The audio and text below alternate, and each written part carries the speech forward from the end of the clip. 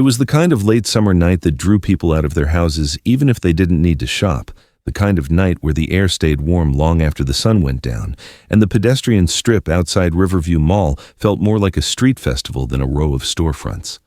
Neon signs glowed in soft blues and reds, spilling onto the pavement where couples strolled hand in hand, teenagers lingered in groups, and the sound of music wove in and out between the chatter and the shuffling feet. Daniel Avery was in his usual spot, halfway between the fountain and the coffee shop, leaning over his weathered guitar, the brim of his black fedora tipped just enough to shadow his face. The hat sat a few feet away, open for tips, its frayed stitching and faded band as recognizable to regulars as the man himself. At 27, Daniel was known to almost everyone who passed that stretch more than once a week. He wasn't the kind of busker people avoided. He had a disarming way of catching your eye mid-song, giving a nod as if to say, "Thanks for listening, even if you didn't drop a coin." His voice carried a gravelly warmth, the kind that could make a well-worn cover sound like a confession. Friends later remembered that night as one where his energy seemed high, his set list full of upbeat songs that made strangers linger a little longer than usual. A few people even recalled him laughing between verses, talking with a group of college kids who were clearly a little drunk, taking requests and playing the opening bars of songs he didn't know all the way through. As the evening wore on, the crowds thinned but never fully disappeared. The clock at the coffee shop read 9:30 when a light breeze pushed through the strip, carrying the scent of caramel from the dessert kiosk. Daniel was still playing then, sitting on the low edge of the fountain, tapping his heel in time. A couple who'd been watching him for 20 minutes said they saw him start packing up around 9:45, carefully sliding his guitar into its case, folding the hat in half, and slipping it inside. He slung the guitar strap over his shoulder, waved at them, and walked toward the east side of the mall where the parking lot met the bus loop. That was the last confirmed sighting. When Daniel didn't show up for the Saturday market, his regular busking spot since his early 20s, his friends noticed immediately. He wasn't the kind to flake. Even if he'd been sick, he'd text someone to cover the spot, or at least let them know. Calls went to voicemail all day, and by late afternoon, his closest friend, Mark, started messaging around, asking if anyone had seen him. A few people assumed he'd crashed at a friend's place after playing late, maybe had one too many drinks. But the longer the silence went on, the less that theory held weight. That night, a few friends drove to his small apartment above the hardware store on Grant Street. His car was in its usual spot out back. The lights inside were off, the windows dark. When they knocked, there was no answer. Through the small glass pane in the door, they could see his keys on the kitchen counter, alongside a half-empty mug of coffee and an unopened envelope from the electric company. His phone wasn't there. Nothing looked out of place, but the sight of the untouched coffee made one of them uneasy. By Sunday morning, Mark filed a missing persons report. It wasn't unusual for musicians to drift in and out of town, but Daniel wasn't the drifting type. He had rent due next week, 2 gigs booked, and a habit of keeping to the same routines. That same day, officers checked with the bus depot, thinking he might have taken a late ride somewhere, but his name wasn't on any passenger lists. The mall's overnight security log showed no disturbances in his usual area, and when officers pulled footage from the east entrance cameras, they found a brief, grainy clip of him walking toward the lot at 9:47 p.m., guitar strap across his chest, hat no longer visible. The footage didn't show him leaving the property. He simply walked out of frame and never reappeared on any of the other cameras. There were no signs of struggle, no witnesses stepping forward to say they'd seen him afterward. His bank account hadn't been touched since Friday morning, when he'd bought a sandwich and a bottle of water at a nearby deli. By Monday, the mood around Riverview had shifted. The regular buskers avoided Daniel's spot as if playing there would somehow erase his presence. People began talking. Some swore they saw him getting into a dark sedan that night. Others claimed he'd been having trouble with someone who kept hanging around during his sets. But none of the stories matched, and police weren't ready to commit to a theory without evidence. In the days that followed, the pedestrian strip returned to its usual rhythm, but the absence hung in the air. The sound of Daniel's guitar was gone, replaced by other performers, but for those who knew him, It was impossible to pass the fountain without glancing toward that spot, half expecting to see the battered black fedora waiting for coins. Instead, there was nothing. No guitar, no case, no hat, and the first official searches were about to begin. By the time Saturday afternoon came and went without a single sign of Daniel at the market, the knot in his friends' stomachs had turned into something heavier. He'd been playing that same corner of the lot for years, rain or shine, holidays included. If he wasn't there, something was wrong. Mark was the first to call his phone again, hoping maybe Daniel had overslept or lost track of time, but the call went straight to voicemail, just like the night before. Every attempt after that, from friends, family, even the bar owner who'd booked him for a set later that week, got the same result. No answer, no read receipts on messages. By early evening, Mark walked into the Riverview Police Department and filed the missing persons report himself. He made it clear this wasn't a case of someone taking off without telling anyone. Daniel had a pattern to his life, and music was at the center of it. He'd never gone more than a day without checking in with someone, and he had no reason to skip out on paying gigs. Within hours, 2 uniformed officers met him back at the mall to retrace Daniel's last known movements. The mall's security office was cramped and cluttered with old monitors stacked on metal shelves. An officer and the head of security scrolled through camera feeds from Friday night. The footage from the east entrance, time-stamped at 9:47 p.m., showed Daniel walking toward the parking lot with his guitar slung across his chest. He wasn't running. He didn't look panicked. He simply walked out of frame. That was it. None of the surrounding cameras caught him again, not at the lot exit, not at the bus loop, not on the street-facing feeds. It was as if he'd stepped into a blind spot and never come out. The first physical search began that same night. Officers and mall security combed the east lot, the alley behind the coffee shop, and the narrow service lane that ran between the mall and the adjacent strip of small businesses. When they didn't find anything, they widened the radius. Dumpsters were opened, their contents shifted with poles and gloves. The overgrown edges of the lot were checked with flashlights, and the path down to the riverbank, a shortcut some staff used after closing, was followed all the way to the water's edge. The darkness there was thick, the current moving slow and silent. They found nothing. By Sunday morning, detectives took over. They re-interviewed the couple who'd last seen Daniel by the fountain, as well as the few vendors still lingering when he packed up. The stories lined up. He'd been in a good mood, talking casually, no signs of distress. A few people recalled him looking toward the east end of the lot before leaving, but no one remembered anyone following him. Without obvious signs of foul play, detectives began to entertain multiple possibilities. The first was robbery.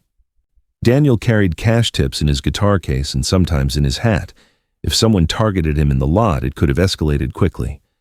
The second was a personal dispute, someone he knew, maybe a conflict over money or a soured relationship.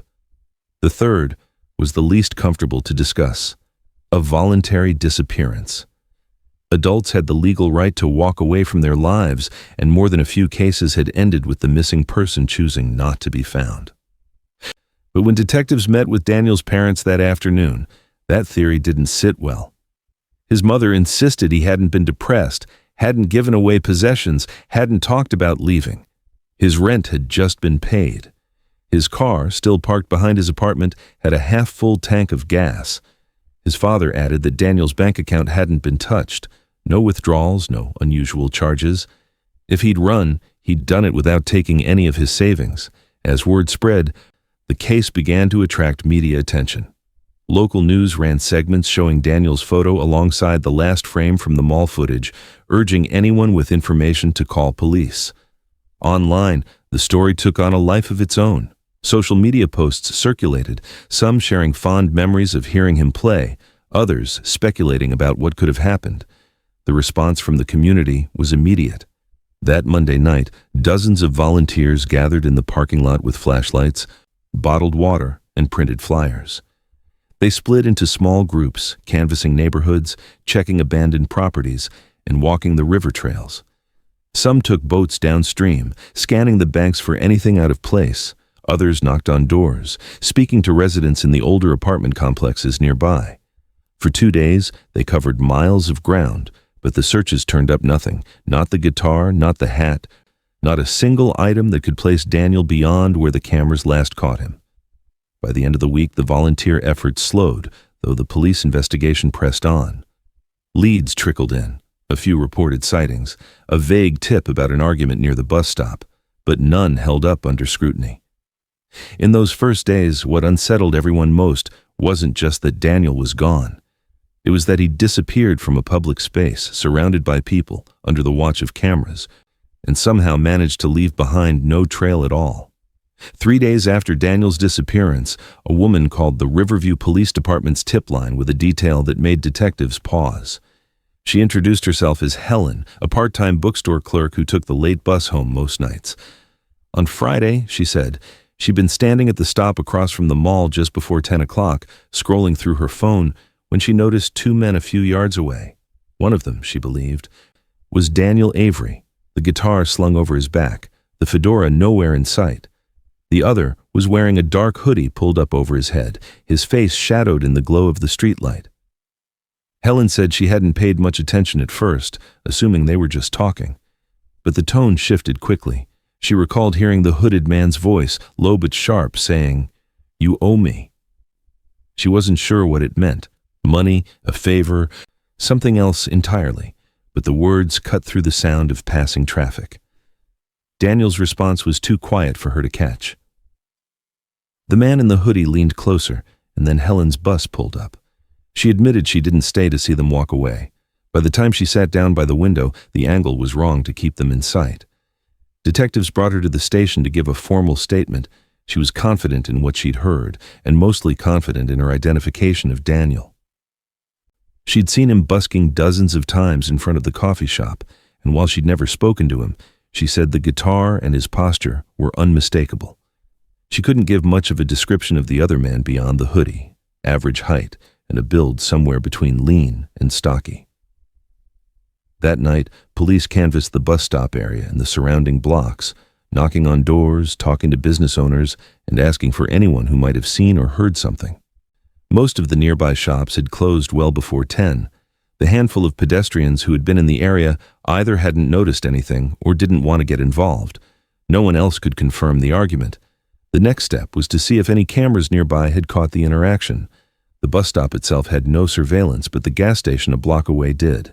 Detectives pulled the footage only to find the relevant segment obscured by glare from passing cars. A blurry figure that might have been Daniel could be made out crossing the street toward the stop at 9:55 p.m., but the angle cut off any view of the hooded man. As they pieced together the timeline, detectives combed through mall security logs from earlier that day. That's when a small but potentially important entry caught their attention. At 4:12 p.m., security had removed a transient male from the east entrance area for harassing shoppers. The report described him as white, mid-30s, wearing a dark hoodie. He'd refused to give his name and had become verbally aggressive before finally leaving on foot toward the same side of the property where Daniel was last seen. The overlap was hard to ignore. Detectives began working to identify the man, asking nearby shelters, soup kitchens, and community centers if they recognized the description. A few staff members at a shelter on the far side of town thought it might be someone who came by every few weeks, but they didn't know his real name. Street outreach volunteers suggested a few possibilities, but none matched to confirmed identities in police databases. They expanded the search to transit records, looking for anyone matching the description who might have taken a bus out of Riverview in the days after the disappearance. One possible hit came from a driver's report in the neighboring county. A man in a dark hoodie, dirty jeans, carrying a large duffel, who boarded the late route heading west the morning after Daniel vanished. The man had paid in cash, given no identification, and gotten off near an industrial area with no cameras.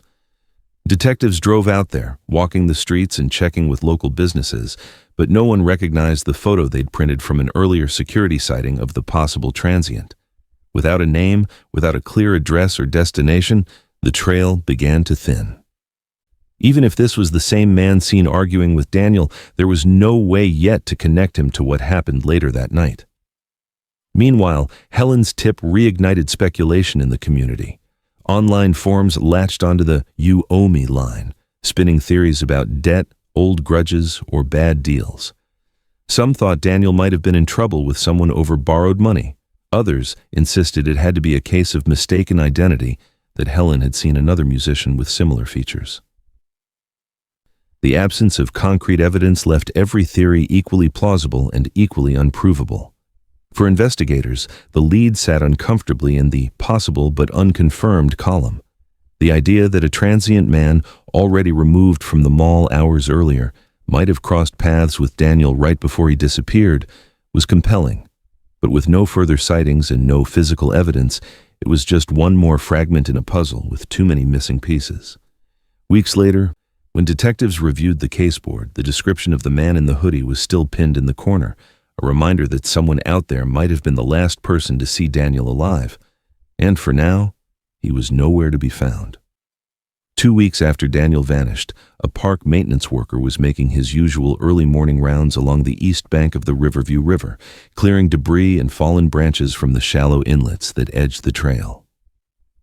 It was just after sunrise when something out of place caught his eye near a tangle of reeds about 10 feet from shore, a long, black shape rocking gently in the current. At first he thought it was driftwood or part of an old dock, but as he stepped closer, the familiar outline of a guitar case took form.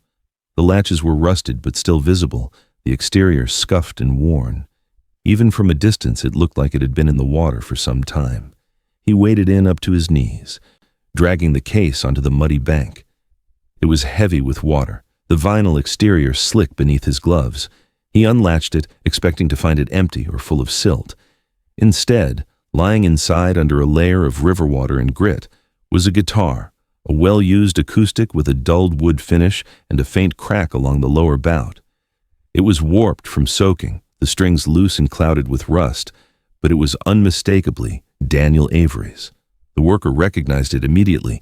He'd seen Daniel playing that same guitar countless times in the park and outside the mall. Police arrived within the hour, sealing off the area while crime scene technicians documented the find. The case and guitar were handled with extreme care, placed in evidence bags and taken to the lab for processing. Forensic technicians dried the guitar slowly to preserve any trace evidence, swabbing both the exterior and interior for DNA and fingerprints. The results, when they came back, were frustrating. Only Daniel's DNA was present, and no usable prints beyond his own could be recovered from either the guitar or the case. The river had likely washed away anything else. The discovery shifted the focus of the investigation sharply toward the water. If the guitar had been found 2 miles downstream from the mall's east lot, it raised new questions. Had Daniel somehow ended up in the river that night? Was the guitar discarded separately, or had it been with him? The current in that section of the river wasn't strong enough to drag a person far unless water levels were high, but it could easily carry a guitar case that had been tossed in. Dive teams were called in within days. For a week, they worked methodically, starting at the point where the guitar was found and moving upstream toward the mall, checking along submerged tree roots, examining the bases of old piers, and feeling through the silt for any sign of clothing or personal effects. The visibility underwater was poor, less than 2 feet in some places, and the riverbed was littered with debris. By the end of the search, they had recovered nothing else connected to Daniel. The absence of a body or additional belongings only deepened the mystery. Detectives debated privately whether the guitar's presence in the river was even connected to the manner of Daniel's disappearance. One theory was that someone had taken the guitar and later dumped it to make police believe Daniel had drowned. Another suggested it could have been thrown in deliberately as a message, a way to taunt those searching for him. There was also the possibility it had been stolen in an unrelated theft and discarded once the thief realized it was too recognizable to sell. Outside official channels, the speculation grew more intense. In coffee shops, online forums, and late-night conversations, people began tying the guitar to rumors that had circulated since Daniel vanished. Some claimed he'd been carrying debt to the wrong kind of people, that the "you owe me" line reported by the bus stop witness was about money, and the guitar's discovery was the final warning from whoever was collecting. Others pointed to whispers about a stalker who had been leaving cryptic notes in his guitar case during performances. These notes, according to friends, had stopped a few months before his disappearance, but no one knew who had left them or why. Then there were the darker theories, that Daniel had been involved, knowingly or not, in some sort of low-level drug exchange through the busking scene, and that the guitar's reappearance was meant to signal the end of that arrangement. Police wouldn't comment on any such rumors, stating only that there was no verified evidence linking Daniel to criminal activity. Despite the lack of concrete leads, the recovered guitar became the most tangible piece of evidence the case had produced. It was displayed during press conferences, photos circulated widely in news reports, and for a time, the public's attention returned to Daniel's story with renewed intensity. But as weeks passed without another breakthrough, the momentum slowed. The guitar and its case were returned to an evidence locker, tagged, sealed, and stored in the hope that one day new testing methods might reveal something missed. In the meantime, the river kept its silence. It had given back one piece of the puzzle, but whatever else it knew about that night remained hidden somewhere in its murky depths. For the investigators, the find was both a breakthrough and a dead end, proof that something had happened, but not enough to explain what or why. And for those who knew Daniel, it was a painful reminder that the trail, once again, had run cold. By the time winter settled over Riverview, Daniel had been gone for months, and the rush of leads that had once kept the case moving had slowed to a trickle. The search had shifted from frantic boots-on-the-ground efforts to the quieter, more methodical work of chasing records and revisiting old angles. Detectives requested pawnshop logs from every licensed dealer in the county, looking for any trace of Daniel's possessions, the distinctive guitar with its cracked body, his battered fedora, or even the mismatched set of metal and bone guitar picks he'd carried for years. Those picks were almost like a signature. Friends said he'd never busk without them. Yet in thousands of entries, nothing stood out. No guitar matching the serial number had been registered, no unique accessories logged for sale. They widened the scope, checking state records and online resale platforms, scrolling through listings of second-hand instruments, most of them posted with vague descriptions and blurry photos. Every time a promising lead surfaced, a guitar that looked just like his or a case with similar wear, the seller turned out to have proof of legitimate purchase. One man in a neighboring state even brought his guitar into the local station to clear his name, after a friend joked it looked like that missing guy's. It wasn't Daniel's. Parallel to that, the department reviewed busking permits issued in nearby cities, cross-referencing names, photos, and descriptions against Daniel's profile. The thinking was simple. If he'd chosen to start over somewhere else, he might have gone back to doing what he knew. But no permit applications matched his identity, and none of the buskers interviewed in those areas had seen him. Social media monitoring became the next focus.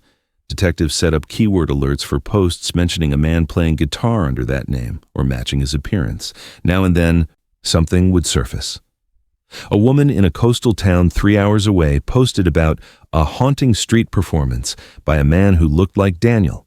She deleted the post before police could reach her, later telling them she'd realized it wasn't the same person. In another case, a group of college students uploaded a video of someone busking beneath a concrete overpass, the acoustics bouncing off the walls. At first glance, the man in the grainy footage had Daniel's build, his posture. But when detectives froze the frame, the facial features didn't match. These false hopes became a pattern, a sighting, a brief rush of possibility, then the inevitable letdown. For Daniel's family, it was exhausting. His parents, who had once avoided interviews to preserve their privacy, began speaking publicly. They created a website dedicated to his case, posting photos, details of his last known movements, and a timeline of events. A tip form was added, along with a $10,000 reward for information leading to answers. They also posted clips of him playing, not just for recognition, but so people could hear his voice, the way his fingers moved on the strings in case it jogged someone's memory. The site drew attention for a while, shared on local news pages and in community groups. But as time passed, traffic dwindled and comments shifted from fresh speculation to the recycled theories that had been circulating since the beginning. Still, the family kept updating it, marking the passing months, keeping his name visible in whatever way they could. Inside the department, the case file grew thicker, but not deeper. Detectives privately admitted to each other that without new evidence, they were running out of avenues to explore. Every promising lead seemed to bend back on itself, ending where it started, with the same unanswered questions. The guitar in the river remained the only tangible clue, and even that offered no direction. The media, once eager for updates, began to move on. When coverage did appear, it was usually as part of a roundup of cold cases, sandwiched between other names and dates. New missing persons cases had emerged, and resources had to be divided. For the officers who'd been on Daniel's case from the start, it was an uncomfortable reality. Priorities shift, and sometimes a file becomes something you revisit only when there's a reason to. But Daniel's family refused to let the story fade entirely. They organized candlelight vigils on the anniversary of his disappearance, inviting the public to join them at his old busking spot. People came, not in the hundreds like in the early days, but enough to fill the space around the fountain, to stand in the quiet and remember him. His mother always spoke at these gatherings, reminding everyone that someone, somewhere, knew the truth. In private moments, the detectives understood that truth might never come. The absence of movement in the investigation wasn't for lack of effort. It was the simple, brutal math of a case with no witnesses, no physical evidence, and a missing person who had stepped cleanly out of sight. Every scrap of rumor had been sifted through, every lid tested and found wanting. Still, the file stayed open. The notes were updated when a new tip came in. The maps pulled out when someone claimed to have seen him in a new city. The unanswered calls and dead-end trails were frustrating, but no one officially closed the book. Because in cases like this, certainty is rare, but so is the willingness to declare it over. Somewhere beyond the edges of what they knew, the answer waited. Whether it was a face in a crowd, a piece of property turning up where it shouldn't, or someone finally deciding to talk. Until then, Daniel Avery's name remained on the active list, a case number without a resolution. It was just after dawn on a quiet Tuesday, in late spring of 2023, when Riverview Mall's head of security unlocked the east entrance doors and noticed something odd on the pedestrian strip outside. In the spot where Daniel Avery used to busk, the same stretch between the fountain and the coffee shop, sat a black fedora. Even from several yards away, its brim looked soft and frayed, the fabric faded from years of wear. A rough stitch ran along one side, not factory-made but done by hand, a detail anyone who had watched Daniel play would remember. At first, the guard thought it belonged to a street performer from the night before, but when he stepped closer, he saw the hat wasn't empty. Inside was a mix of coins and small bills, enough to suggest more than one person had contributed. Some bills were crumpled, others folded neatly. The coins still held faint warmth, as if they had been handled not long before. The unsettling part was that no one remembered seeing the hat there the previous evening. Maintenance staff who passed that spot during closing routines swore it had been empty when they left after 10 p.m. Overnight security patrols who checked the area between 1 and 3 a.m. reported nothing unusual. Yet by morning, the hat sat in perfect placement, as though Daniel had just stepped away between songs. When the guard checked the security office, the mystery deepened. The two cameras that faced the east strip, one above the coffee shop, the other angled toward the fountain, had malfunctioned between midnight and 4 a.m. Both feeds showed static, resuming normally afterward. There was no footage of anyone approaching, placing the hat, or dropping coins. Police were called before the mall opened. An officer collected the fedora using gloves, sealing it in an evidence bag. At the station, it was examined carefully. The wear patterns, the stitching, and even a small scuff near the brim matched photographs taken of Daniel in 2018. His family confirmed without hesitation it was the same hat. Where it had been for 5 years, or who had placed it there now, was unknown. The money inside totaled $18.47, or several coins were foreign, some bills crisp and new, others faded and worn. Investigators considered that passers-by might have added money after it was placed, but that theory raised its own questions. How had it stayed long enough to collect multiple donations without anyone mentioning it?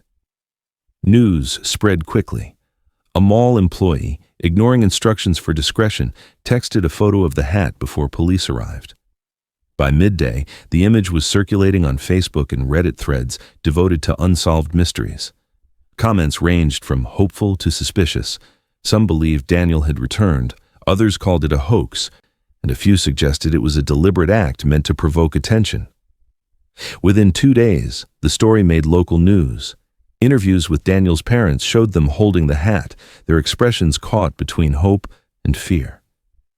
His mother said it still carried a faint scent of smoke from outdoor performances, as if it had been stored away for years.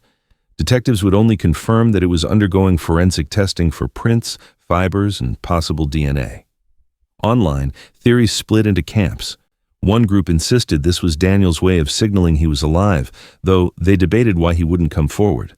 Another was sure it was a cruel prank, someone planting the hat to manipulate public interest.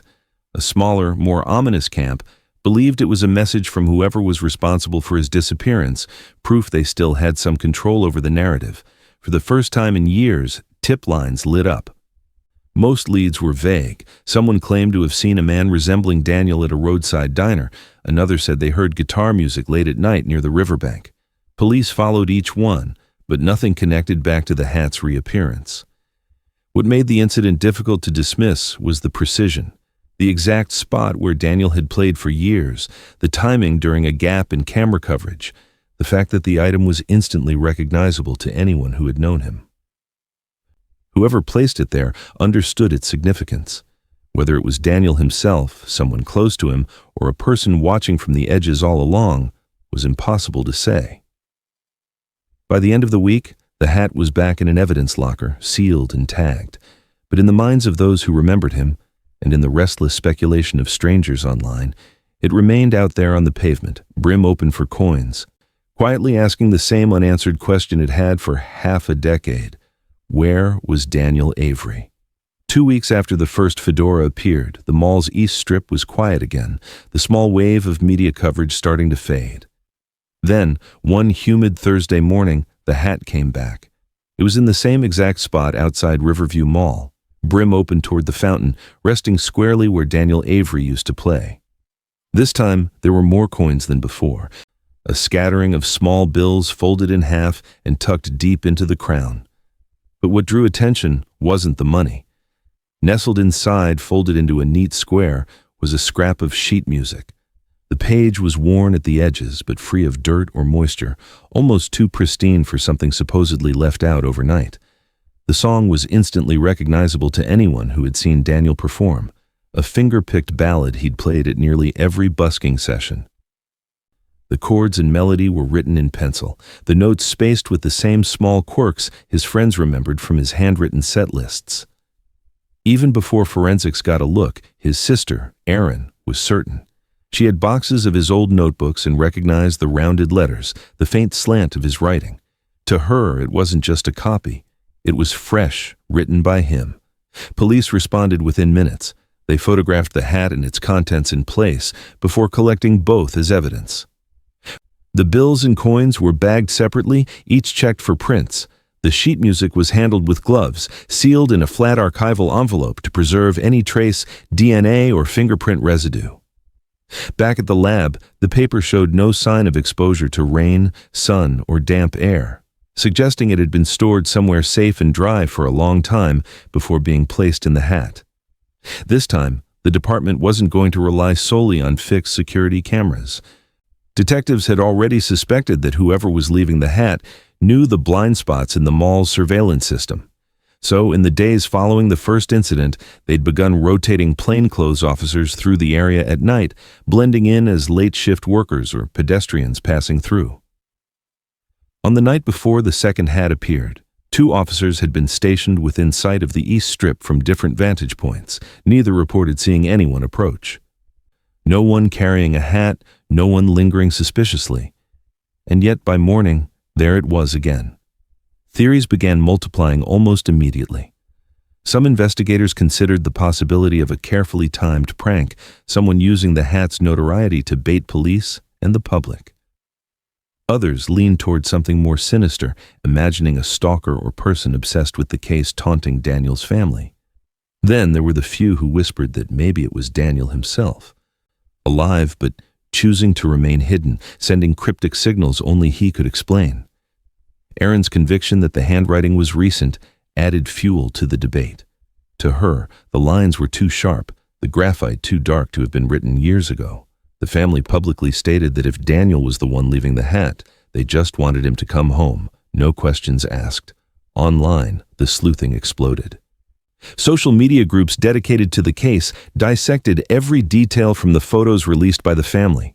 Users compared the sheet music to scans of Daniel's old notes, pointing out identical spacing, the way he looped his G, the slight flourish at the end of a treble clef. Others focused on the logistics, how the hat could be placed without anyone noticing, especially with police watching. When detectives canvassed surrounding businesses, they discovered that 2 shops with exterior cameras, a small convenience store, and a 24-hour gym had partial coverage of the approach routes to the East Strip. Footage from the night before showed a handful of pedestrians passing through between midnight and 4 a.m., but none carrying anything that looked like a hat. One figure, wearing a baseball cap and a light jacket despite the warm weather, walked near the area at 2:13 a.m., hands in pockets. The figure was in frame for less than 4 seconds before disappearing behind a delivery truck, and neither camera picked them up again.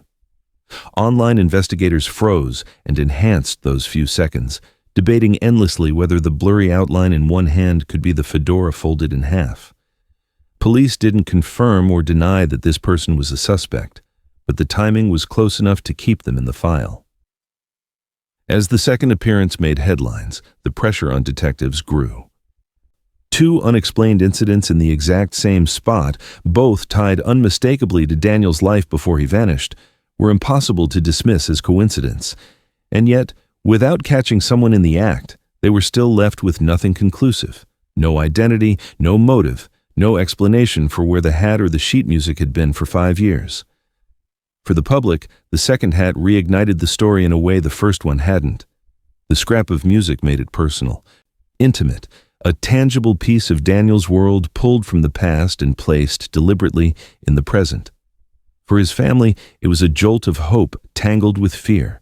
And for police, it was the clearest sign yet that someone, whether Daniel or not, wanted this mystery to stay alive. The money from the second appearance was logged, bagged, and sent for analysis alongside the sheet music. While the coins offered little more than their country of origin and date of minting, the bills were another matter. Detectives began cross-referencing serial numbers with local business transactions, a painstaking process that involved cooperation from banks, retail stores, and restaurants. Most of the bills turned out to be unremarkable, having passed through multiple hands in the past week. But one stood out, a slightly creased $10 bill that matched a register drop from the Riverside Diner, a small, family-run place on the edge of town where Daniel had occasionally played live sets before his disappearance. The diner's receipt from 3 nights earlier confirmed it had been part of a late-night sale. When detectives visited, they asked the night staff if they remembered the transaction. A waitress in her 20s paused, thinking it over, then said she did recall something unusual. A man had come in just before closing, taking a booth near the back. He ordered coffee and a slice of pie, paid in cash, and left without waiting for change.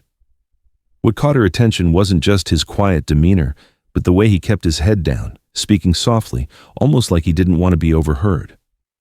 When shown a photo of Daniel from 2018, she hesitated, then said, "It could have been him." She couldn't be sure. The lighting was dim, and the man wore a hooded sweatshirt pulled up over his head, but she remembered a hint of stubble, the same angular jawline. He didn't look homeless or strung out, she added, more like tired, like someone passing through. The diner's security camera offered some visual confirmation, though not enough to make an identification. The feed showed the man entering at 11:42 p.m., hands in his pockets, head tilted down to avoid the lens. He sat in the booth farthest from the camera's line of sight. When he left, he placed cash on the counter and walked out the door without looking up. The bill he'd used was the same $10 note later found in the hat. Detectives pulled every scrap of surveillance they could from the surrounding streets that night, hoping to catch the man's face or trace his route. A gas station 2 blocks away caught a hooded figure walking past at 11:56 p.m., hands still in his pockets. Another camera outside a liquor store picked him up about 4 minutes later, but the glare from the store's neon sign washed out the image. The trail led toward an industrial stretch currently under construction. That area, with its partial road closures and unlit sidewalks, had minimal camera coverage. Crews had removed 2 utility poles in preparation for repaving, leaving a dark gap in the surveillance grid. Somewhere within that zone, the man vanished from view. Officers canvassed nearby businesses, showing stills from the diner footage and the grainy street shots. Most people couldn't say for sure if they recognized him. A delivery driver thought he might have seen someone matching that build and clothing walking toward the freight yard just after midnight, but admitted it could have been anyone. For detectives, the most compelling link was still the bill. Currency is difficult to track with precision, but the odds of it passing from that diner to the hat in such a short time, especially considering the diner's past connection to Daniel, were slim enough to keep them focused on it. Whether that meant the man at the diner was Daniel himself or someone deliberately using the bill to plant a trail was another question entirely. When the media got wind of the diner sighting, the story spread fast. Headlines suggested a credible sighting of Daniel, though police refused to confirm it. Erin Avery spoke to reporters outside her parents' home, saying she didn't want to get her hopes up, but she couldn't ignore the possibility. If it was him, I just want him to know we're here. He doesn't have to be afraid to come home. Online, amateur sleuths dissected the diner footage frame by frame, comparing the man's walk to videos of Daniel performing. Some pointed to the way he adjusted his sleeve, a habit visible in old busking clips. Others argued the man was shorter, that the build didn't quite match. The debate only fueled more speculation, with some convinced the encounter proved Daniel was alive, while others suspected an elaborate misdirection. Back at the station, the working theory list grew longer. If it was Daniel, had he been in the area all along? Was he passing through for a specific reason, to drop the hat to leave clues before disappearing again? And if it wasn't him, then who knew enough about his life to orchestrate something so precise? The link between the diner, the bill, and the hat was undeniable, but it was still just one fragile thread in a case that had gone 5 years without answers. The search shifted toward the industrial zone, but with no cameras, no witnesses, and no physical evidence left behind, the trail went cold within days. The diner sighting became one more entry in the thickening case file, tantalizing, suggestive, but ultimately inconclusive. And as before, the person behind it had vanished into the spaces between what could be seen and what could only be guessed. After the diner lid fizzled in the construction zone, detectives decided they couldn't afford to wait for another mysterious reappearance of Daniel's fedora. They wanted to catch the moment in real time, to see who was placing the hat, where they came from, and where they went afterward. In coordination with mall security, they set up a combination of covert cameras and motion-activated sensors around the East Strip. 2 cameras were hidden in planter boxes near the fountain, angled to cover the busking spot from different perspectives. Another was placed inside the coffee shop across the way, its lens disguised behind a decorative display. The sensors were small, wireless units that would silently alert officers the moment anyone entered a defined perimeter. For the first 3 nights, nothing happened. The strip stayed quiet, except for the occasional stray pedestrian cutting across the plaza or the hum of cleaning crews leaving after their shifts. Officers watching the live feeds from an unmarked van parked nearby found themselves fighting off drowsiness during the long, uneventful hours between midnight and dawn. Each morning, the hat spot remained empty. Then came the 4th night. The sky was heavy with low clouds, streetlights casting a muted orange glow on the damp pavement. Shortly after 3:17 a.m., one of the motion sensors sent a soft chime to the officers in the van. They leaned forward toward the monitor just as a shadow emerged from the far end of the street, moving at a steady, unhurried pace. The figure kept their head lowered, hands hidden in the pockets of a dark jacket. The build and height, somewhere around 5'11", maybe 6 feet, matched Daniel's general description, but the footage was too grainy to make a confident comparison. The face was obscured, partly by the angle of the streetlights and partly by what looked like a baseball cap worn low over the brow. They walked directly to the busking spot, pausing only briefly to glance over a shoulder. From one camera's angle, the person appeared to pull something from inside the jacket, the fedora. They crouched slightly, placing it on the exact patch of pavement Daniel had once occupied for hours at a time. Then came the cloth pouch. It was light-colored, perhaps canvas or linen, small enough to be held in one hand. The figure tilted it over the hat, letting a scatter of coins and a few folded bills drop inside. The movement was precise, deliberate, not the hurried dump of someone afraid of being caught. After that, the pouch disappeared back into the jacket, and the figure turned without a word or visible hesitation. Instead of leaving the way they'd come, they walked toward a narrow service alley that cut between the mall and an adjacent building. That section had been identified as a blind spot during camera placement. The alley's entryway was partially blocked by a rusted maintenance gate and sat outside the range of any municipal security cameras.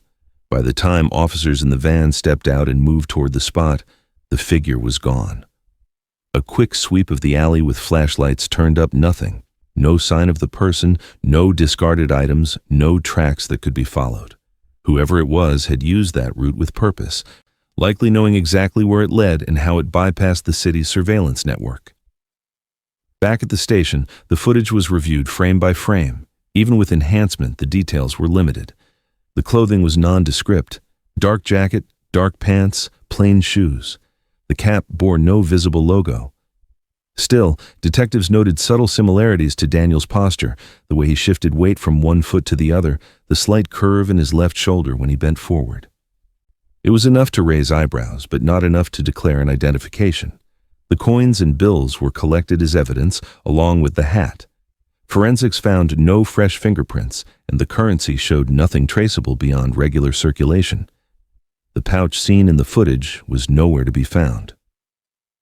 Within 48 hours, police released a still image to the public, the clearest frame they had, showing the figure mid-step, head down, the brim of the cap shadowing the face. The request for information was blunt. Anyone who recognized the person or could account for their movements that night was urged to call the tip line.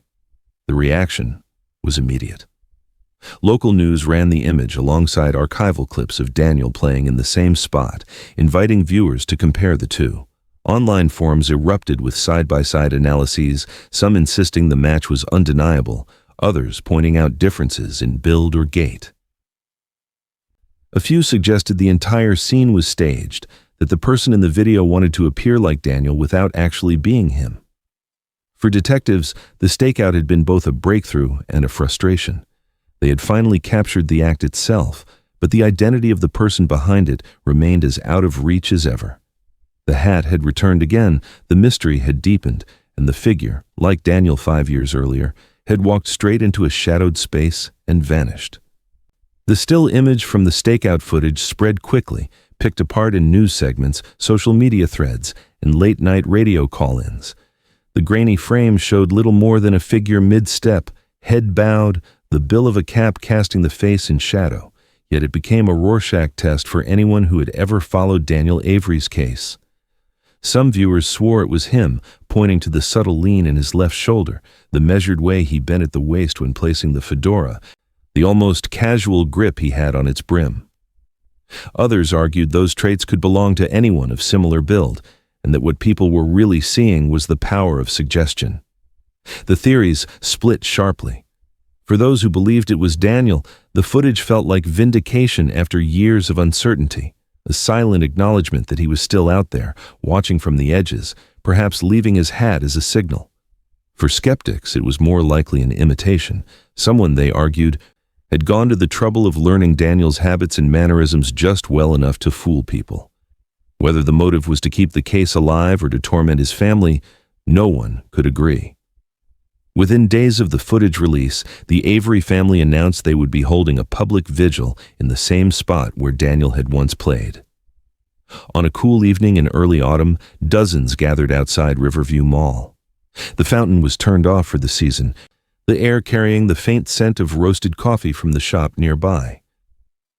At the center of the crowd, Aaron Avery held the black fedora, returned to the family after forensic testing yielded nothing new, and placed it gently on the ground where Daniel's guitar case used to sit.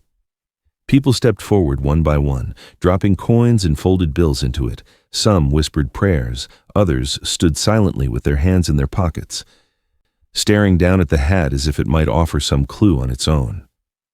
The vigil lasted until the streetlights flickered on and the shops pulled down their shutters. By the end, The hat was full, not just with money, but with scraps of paper bearing messages. Come home. We still believe. You're not forgotten. The family collected everything, thanking those who had come, their voices soft but steady.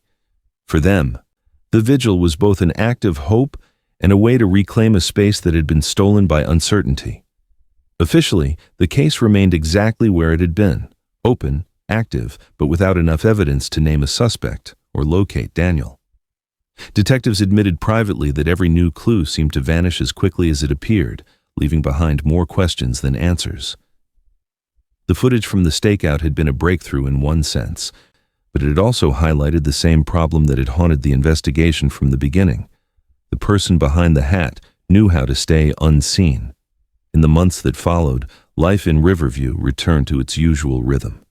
The story drifted from headlines back into the corners of conversation, but it never disappeared entirely. Every few months, usually in the quiet hours before dawn, the hat would return. Sometimes it held only a handful of change. Other times it was nearly full, as though left out for hours. On one occasion, there was a single guitar pick resting on the brim, worn smooth on one edge the way Daniel's always had been. Each appearance sparked the same cycle. Police collected the hat and its contents, ran tests, canvassed the area, and came up empty. The coins traced back to everyday transactions, the bills indistinguishable from thousands of others in circulation. The hat itself never changed, the same frayed brim, the same faded stitching, as if it had been kept in perfect condition between sightings. For the Avery family, the reappearances were both a comfort and a wound. Erin admitted in an interview that every time the phone rang with news of the hat, her heart would leap with the possibility of seeing her brother again. And every time it ended with no answers, the ache returned sharper than before. It's like someone's knocking on the door, she said, but never coming inside. Online, the community of amateur sleuths kept their own vigil, cataloging each new sighting, comparing details, building timelines. Some tried mapping the appearances against local events, looking for patterns that might predict the next one. Others searched for connections to the diner sighting, the sheet music, or the stakeout figure, convinced the same person was behind all of it. But as the years continued to pass without resolution, the case took on a different weight. For many in Riverview, the fedora became less a clue to be solved and more a symbol of the night Daniel vanished, of the unanswered questions, and of the thin line between hope and closure.